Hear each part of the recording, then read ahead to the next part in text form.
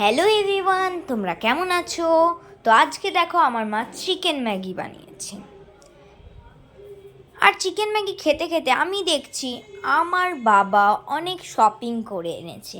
তো চলো তোমাদেরকে আনবক্সিং করে আমি দেখাবো।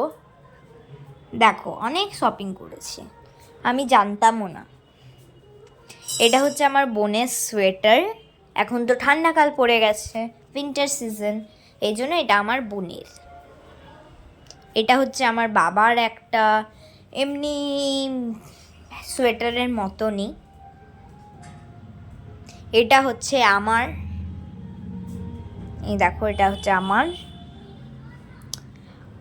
আর এটা হচ্ছে আমার বাবার একটা হুডি। দেখো তোমাদেরকে দেখাচ্ছি আমি খুলে। এই দেখো এটা হচ্ছে আমার বাবার একটা হুডি।